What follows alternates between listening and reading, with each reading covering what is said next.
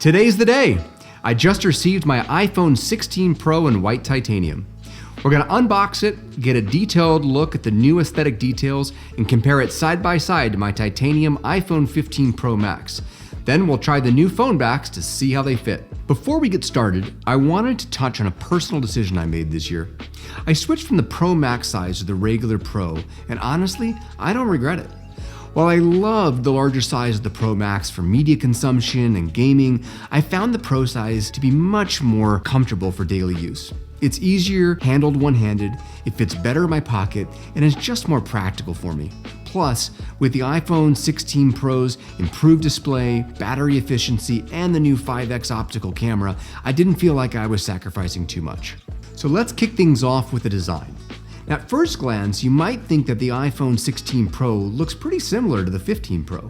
The form factor is almost identical with the same flat-edge stainless steel frame that Apple has perfected over all these years. But if you take a closer look, you'll notice a couple of key differences. First up, the camera bump on the 16 Pro is slightly larger. Apple has introduced a higher megapixel sensor for the ultra-wide camera and the 5x optical zoom for the Pro version. The 5x optical zoom was previously only available on the 15 Pro Max and was a major reason for me choosing it over the 15 Pro. I'm thrilled to see it added to the 16 Pro. A big annoyance for me is PhoneWobble. And when you're not using a case or PhoneBack and you're tapping the iPhone, it rocks back and forth. This didn't used to be an issue years ago with previous iPhone models because the cameras were so small, they didn't sit so deep. But each successive iPhone model has even larger cameras, and the iPhone 16 Pro is no exception. Check out the wobble on this. It's especially prevalent at the base of the iPhone because this is where we tap the most. Let's give it a try with the new iPhone 16 Pro PhoneBack. So much better. Something else you may not notice is that the iPhone 16 phones are not any wider than the 15s, but they are longer. It really doesn't feel any longer when you're holding it, but take a look at an iPhone 15 Pro PhoneBack slapped onto this iPhone 16 Pro. Since our PhoneBacks are precisely engineered for each iPhone model, it's the perfect visual reference. So now on to the front. The biggest visual change is the dynamic island, which carries over from the 15 Pro, but is now slimmer and more integrated into the display. It blends even more seamlessly and looks almost invisible when not in use. The iPhone 16 Pro also has a smaller bezel, giving it a slightly more immersive display experience compared to the iPhone 15 Pro. Another great reason to stop using one of those bulky phone cases. Oh yeah, and that new camera action side button? This has been a game changer for me, and it's just so much more convenient to open the camera and make quick adjustments with one hand. Now, some case makers, like Apple of course, integrated the camera action button into their case, while others have had to make specific cutaways for direct access.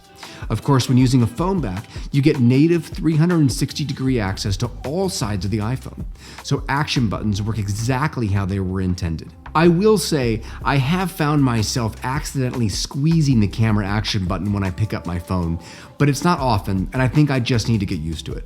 I could go on and continue about all the technical details and differences, but there's enough people sharing that information. So let's just dive right in and try each of the new PhoneBack materials and colors to see how they look on my iPhone 16 Pro in white titanium.